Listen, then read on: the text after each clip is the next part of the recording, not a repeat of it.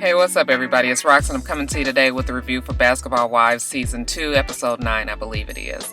Real fast video. I just wanted to say real fast before I get started that I hope you guys all got out to vote if you hadn't early voted. I waited. I was telling everybody to go early vote and then I didn't go early vote. So of course when I get out this morning to go vote, it is pouring down, raining cats and dogs. Was fucking almost froze to death, okay? But I was ready for them. I had on my leather today. I had some tennis shoes on, specifically for voting. And I had my umbrella. I had my hair in my old Bob Marley, red, yellow, and green bonnet. I was just out there, but got it done. Yeah, Team Obama fired up, ready to go. Getting on Basketball Wives LA, really nothing much to talk about. I promise you guys, from this point on, this video is going to be 6 minutes. 6 minutes! 6 minutes, Dougie Fresh, you're on. So let's get to it, shall we? Drea, Brooke, and Gloria didn't go to Seattle. I'll talk about the Seattle trip later, but they didn't go to Seattle, so they stayed in Los Angeles. I just think it's really funny that Gloria is so up in Drea's ass this season when she could not be bothered with Drea last season. You guys remember last season how she told Drea that she couldn't even bring her kids around her because she was such a fucked up mother? I haven't forgotten that. So it's funny to me that this season that Gloria is all over Drea, but we know why, because Drea is the it girl of this season. She's the it girl of the show, and now that Gloria wants to involve herself in the entertainment industry, then she knows that she needs to make nice with Drea. It's really big of Drea to deal with them, especially with the way they treated her last season. I know that she hasn't forgotten, but she's a big enough person where I guess she's just willing to let bygones be bygones. However, I know she has to know that that Gloria, them Govan sisters is kind of crazy. The Matt Barnes arrest. I had heard about the Matt Barnes arrest back when it happened. Supposedly, there was this cop that was harassing Matt Barnes and following him around and following him to and from the games and all that. And I was just like, this is really strange. This is not something that just regular old men do for each other. The only time that something like this happens is when they had a prior relationship now.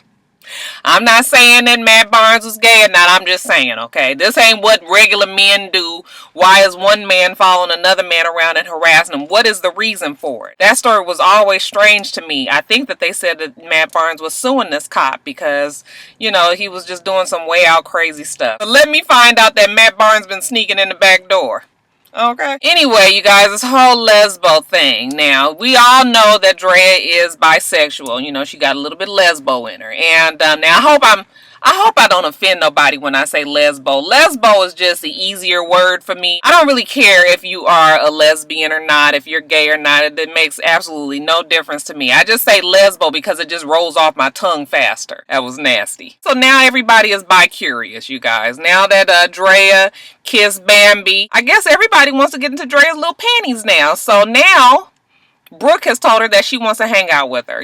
She wants to go to a gay club and or gay bar and just kind of see what the scene is like. I know as women, you guys, we like to be complimented. We don't give a fuck if it's from another man or a woman, evidently, because Brooke was up in that damn bar and she was eating it up. Them women was loving them some Brooke with her big butt and her big titties. Of course, like Drea said, they're both two cute girls that was sitting up in there. Of course, they were going to get attention, especially with the fact that there was some cameras sitting up there. You knew somebody was going to bite. So, it's just like whatever. Like I keep telling y'all, they just put shit on this show, ain't got shit to do with nothing. It's just like, it's almost a whole bunch of like little 10-minute disjointed shows that they just all put together and call it Basketball Wives LA. So, it was cute. They went out, they hung out with the gay folks. I guess Brooke is, like I said, Brooke is bi-curious. I wouldn't be surprised if, she dibbled and dabbled just like everybody else. Especially with her expressing her displeasure with her younger boyfriend. I keep telling my girlfriends, honey, my girlfriends that's dating now, I was just like, y'all gonna get enough of these young ass boys. I'm sorry, we're too fucking old for all these young kids now. I know they be fucking like jackrabbits and all of that, but you know what? Sometimes you got to just draw a line in the sand, what you gonna deal with, what you not gonna deal with.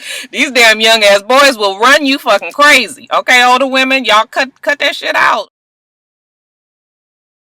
Jackie was going to Seattle to try to handle the some issues with her daughters, as well as, you know, get some shit out of storage sold, as well as, you know, taking the girls and from Los Angeles and showing them, you know, the lifestyle in Seattle. I just gotta say that first off, this drama with Jackie and her daughters, I feel like it's a real situation, and I just feel wrong for looking at it. Granted, they're all adults, and it's not like they're kids or anything like that, so she's not really exploiting them. But still, it's just like, it's for real issues in this family. You know, a lot of mothers and daughters in real life have problems like this. So you guys know how important mother and daughter relationships are to me. I think that is really something that can make or break your adulthood as a woman. You know, your relationship that you have with your mother. I think they're important relationships, and I think it's kind of unpleasant and uncomfortable to watch them try to, you know, hash out their problems in front of the camera. Now that they are in front of the camera, I'll just say that Jackie is never going to be able to accept what the girls tell her because she gets so offended. They're telling her that they think that she's fake and phony. Whether or not you actually believe that you are fake and phony, this is how your daughters feel. This is their perception. The minute that you get offended and upset that somebody else tells you how they feel, even if it's not what you wanted them to feel, even if it's not what you meant, even if you don't really believe that that's how they should feel, that is how they feel, and you have to accept that. Now if you don't accept it, you will never be able to get past the issue. Never. You're just always going to be on the defensive, and you are just never going to want to listen, you know. So, and Jackie is there, she doesn't want to listen. As a matter of fact, she started telling them how they need to respect her as the mother, and you know, take the shit back basically. And the girls are over it. They are not going to take it back because they mean it. Sadly enough, I don't really think Jackie and her daughters, you know, this is going to take a long time for them to be able to get past you know, their problems that they have. And unfortunately, it happens a lot. Family therapy is tough, okay? It could be really good or it could be really bad. And usually it's really bad before it even starts to get really good. So they got a long road to go. Like I said last week, and like I thought last week, Jackie wanted to have a slumber party, okay? And you know, some of you guys were saying that she thought that you guys thought that she meant with her daughters, but no, she meant with the girls. Now, the only girls that went, like I said, was Malaysia, Bambi, Laura, and that's it. It's just, you guys, I feel sorry for Jackie. I know you guys are going to be mad at me about it, but you guys just have to know that Jackie, you see how excited she was that them girls was coming over? You know, she was giggly. She had on her pajamas. You know, she was excited that she had some friends that was over. And it just made me feel like, you know, with Jackie, all of her antics and her craziness, that she doesn't really have any friends, you know. And I think that everybody needs to have a ride or die friend. Somebody that is going to be there with you, even with your bullshit. Even if you guys kind of fall out, that you guys can take a week or two, a break from each other, and still make it back to each other, because she just needs somebody that's going to accept her and all her personalities. That's all I think that she needs, and I think that's why she clings so much to Doug, because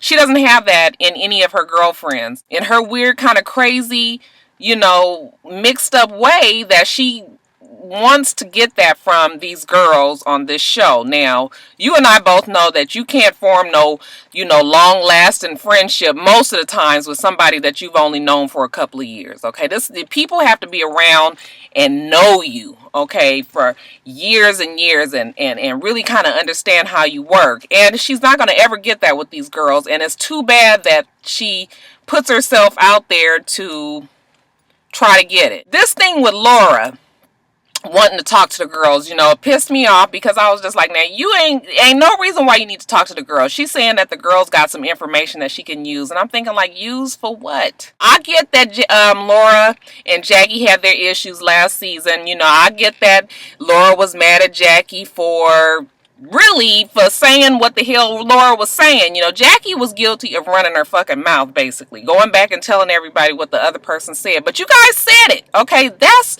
never been disputed. You guys said what you said, and it got out. Laura's problem to me is that, you know, she's playing the victim.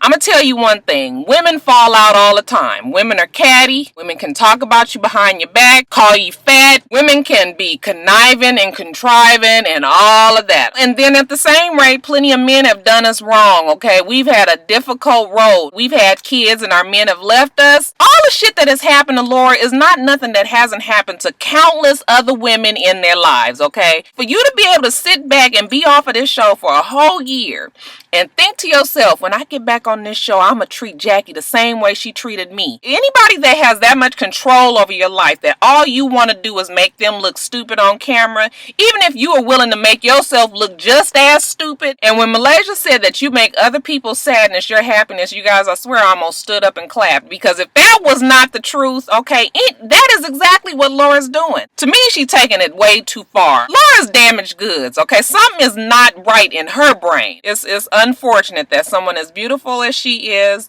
that has a lot going for her, is spending all her energy and time trying to make Jackie look a certain way. What she's going to end up doing is making people not like her even more, because it just doesn't make sense. My brain doesn't work that way. If somebody has done me wrong, then I don't fuck with them no more. Okay, it's just as simple as that. I'm not their friend no more. I move on with my life. I don't plot revenge on anybody. I let karma take care of that. What comes around goes around, and that's it. Who has that type of time on their hands? You know, she has 5 kids and a husband. Girl, what is you worrying about Jackie for at this point? To me, I think Laura is a miserable person, a very unhappy person. I really thought that it was Gloria that had the problems, but when I sit back and look at this, I really think that it focuses on Laura. I did not never really like Laura. She, like I said, her and her sister both was really mean to Drea last season.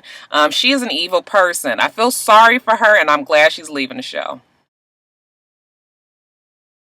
All right, y'all. So I guess that was longer than 6 minutes. I'm looking at the time on both of my videos that I did, and I was like, okay, yeah, this is gonna be at least 15-16 minutes. The show is almost done. I think they only got a few more episodes left, and then it'll be that. Thank you, Jesus. And like I said, you guys, make sure that you get out to vote. It is your duty. People have fought and clawed and scratched for us to be able to do it freely today. So I'm hoping that everybody has gotten out to vote. Whether or not you voted for Barack Obama or Mitt Romney or 2 Chainz. Somebody put 2 Chainz on the fucking ballot. Boy, I tell you, niggas ain't never gonna be right. Anyway, whoever you guys voted for, I'm just hoping that you were able to get out and make your voice heard, okay? So, yeah, that's it, you guys. Make sure that you rate, comment, and subscribe to the channel. I'm itsrox. My channel is for itsrox.